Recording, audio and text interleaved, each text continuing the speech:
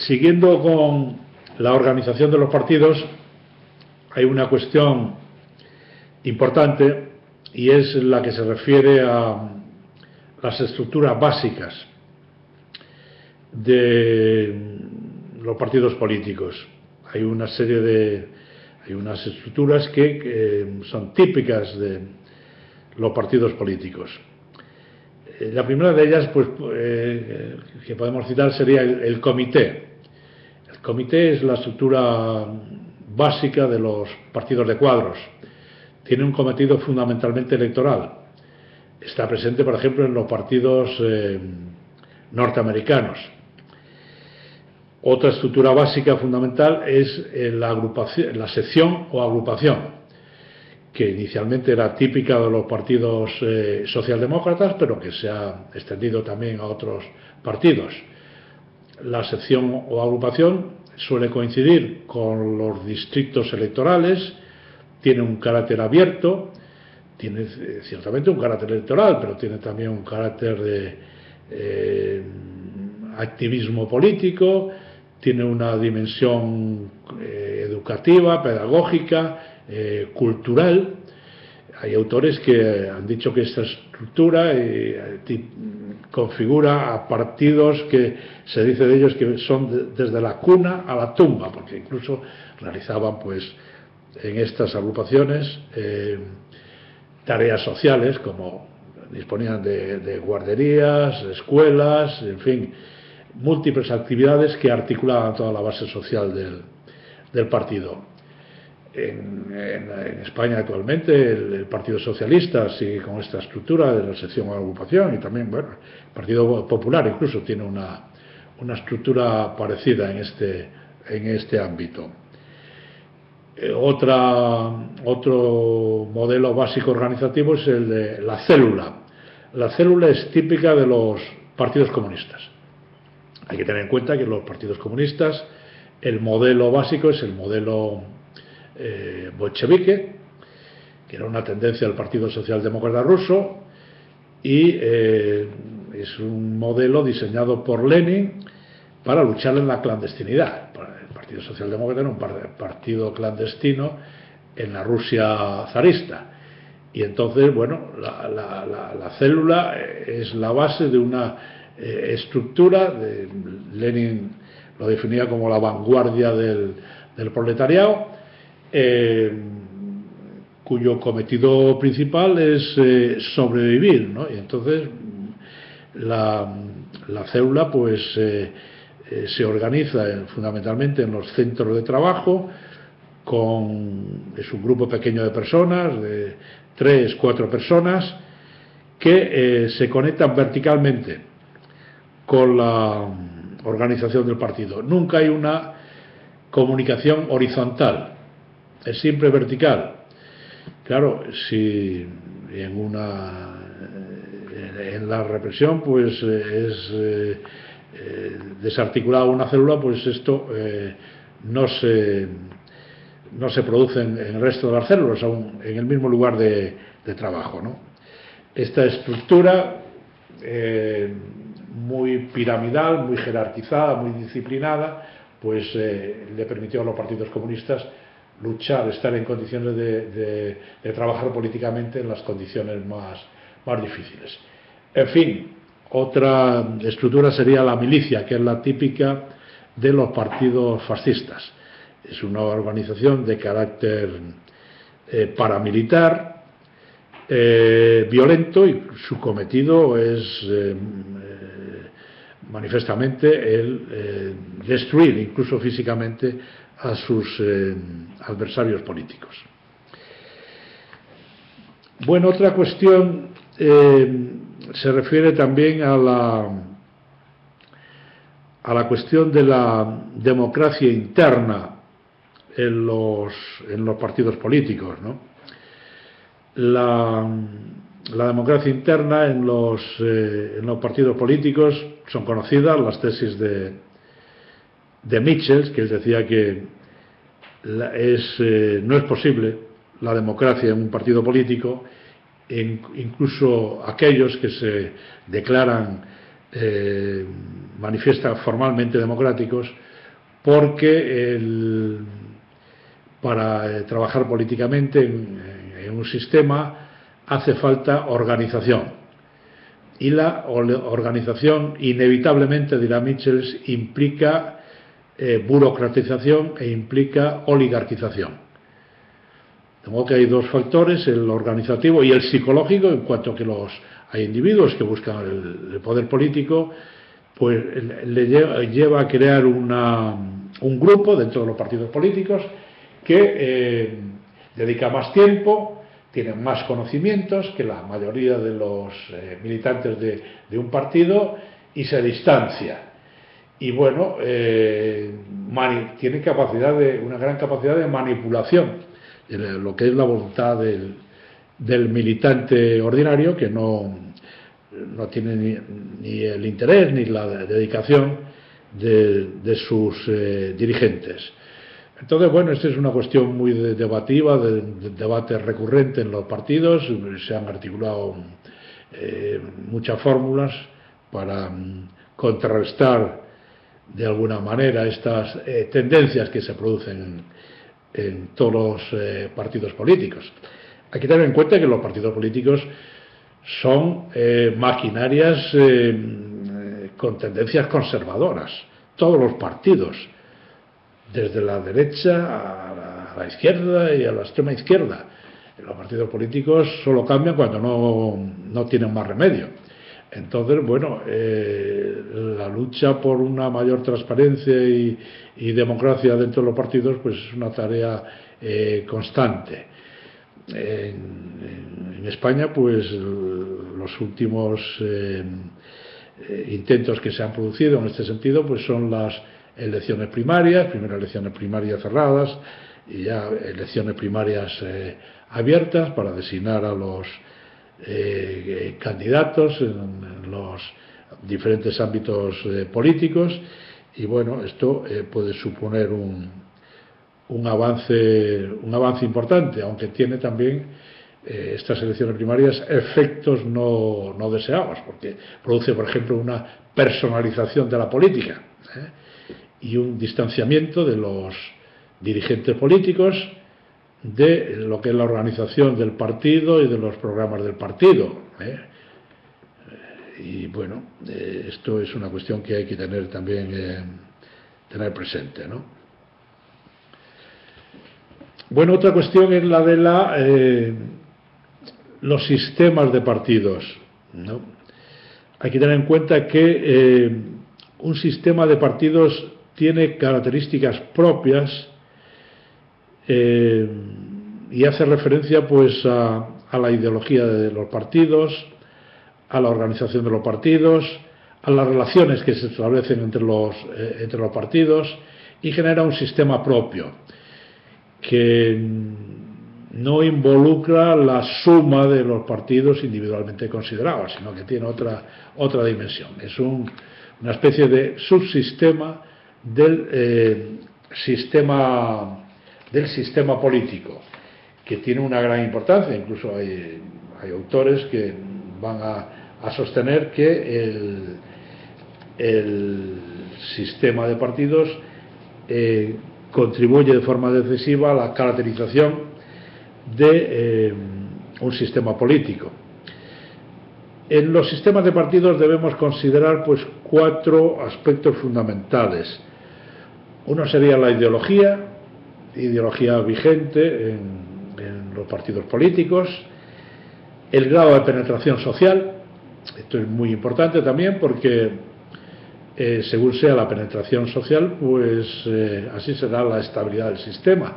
A más penetración social en las diferentes organizaciones, en los sindicatos, en las organizaciones empresariales, asociaciones culturales, etcétera, a más penetración de los partidos, pues en principio más estabilidad. Otra cuestión muy importante también es la legitimidad del sistema.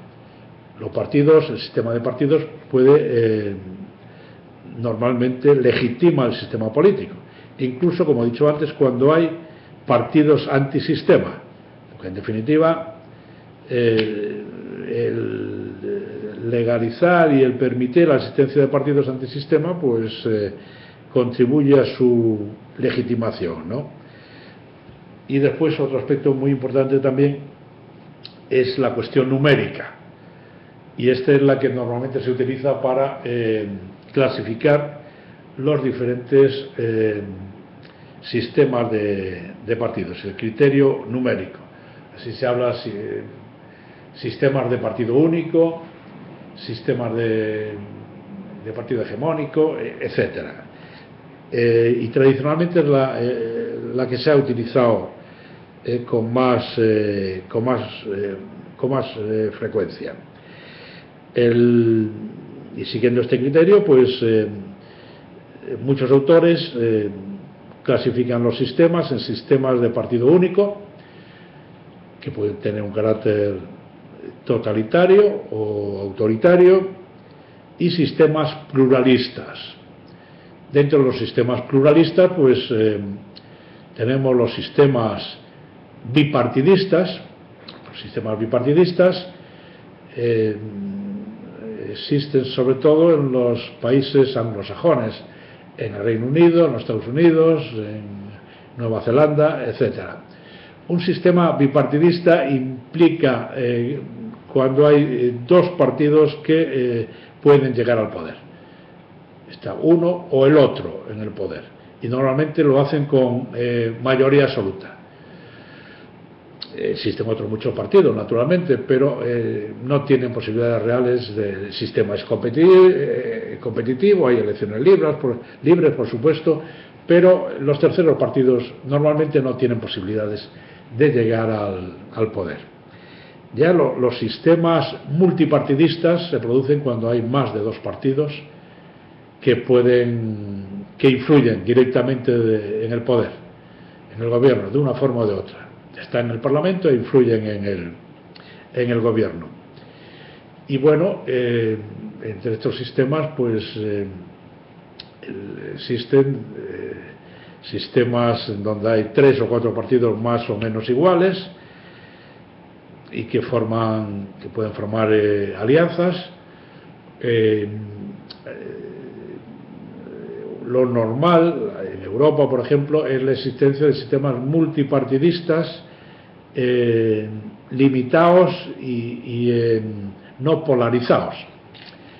Hay que tener en cuenta que el criterio de la variable polarización es importante para tipificar un sistema de partidos. La polarización podemos definirla como la distancia ideológica que hay entre los partidos. Podemos situar a los partidos en la escala ideológica entre el 0, que estaría en la extrema izquierda, y el 10, que sería la extrema derecha, y los partidos más importantes están situados entre el 3,5 y el 7. Ahí se sitúan la gran mayoría de los electores y se sitúan los partidos políticos. La competencia es centrípeta, es decir, se compite hacia el centro. Suelen ser sistemas bastante estables políticamente. Cuando la competencia es centrífuga hacia los extremos, hay una radicalización hacia los extremos, pues se produce una gran inestabilidad. Es lo que ocurrió, por ejemplo, en la República de Weimar, en Alemania, que llevó al fascismo, o aquí en España, en la Segunda República, que nos llevó a la guerra civil. Entonces, bueno, estos son introducir el factor de la polarización es muy importante, porque claro, varios sistemas pueden ser semejantes desde el punto de vista cuantitativo, pero después existir grandes diferencias entre ellos. Por eso hay que contar con el factor de la polarización.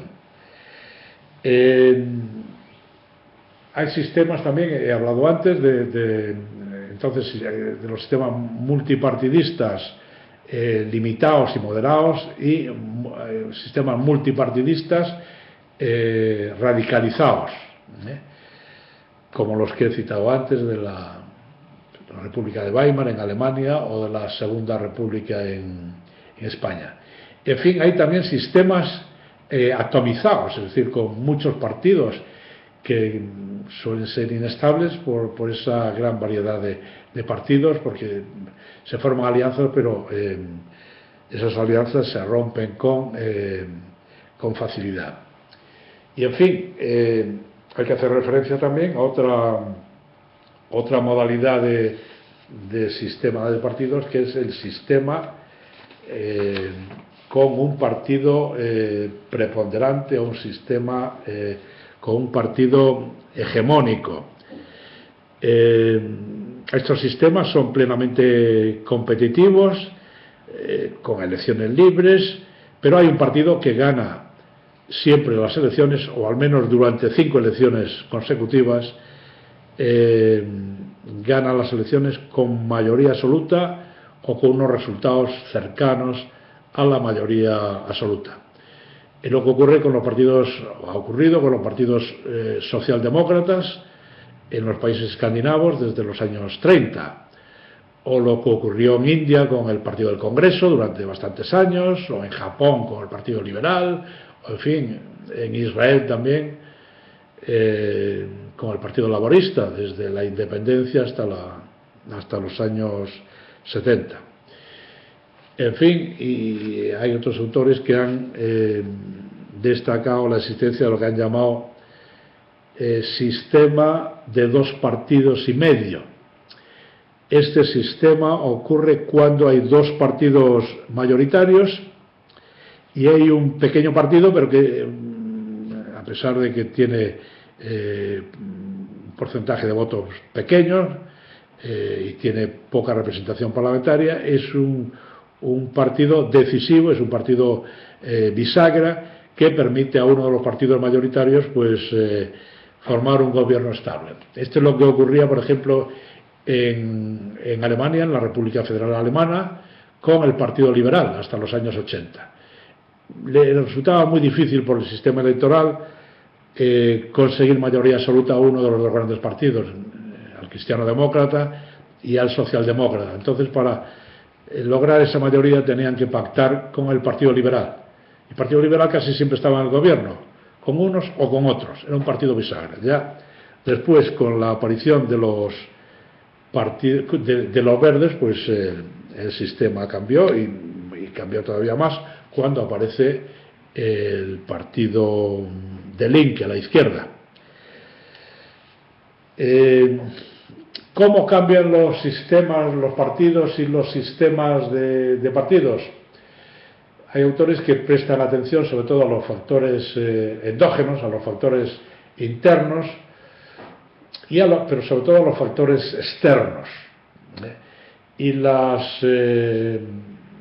teorías más utilizadas para explicar el cambio en los partidos, es indudable que los partidos, a pesar de esas leyes de Michels, que hacen un planteamiento muy estático de la vida de los partidos cambian de dirigentes y tienen cambios ideológicos y cambios de programas electorales, etc. ¿Y cómo se produce eso?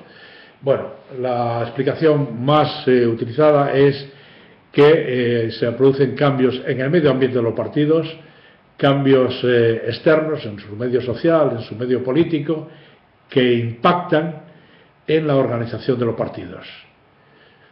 Y ahí se producen cambios en las relaciones de poder que hay dentro de los partidos, entre los diferentes grupos, que producen cambios en la estructura del partido, en la ideología, etc. ¿Cuáles son los factores externos que constituyen este detonante del cambio? A veces son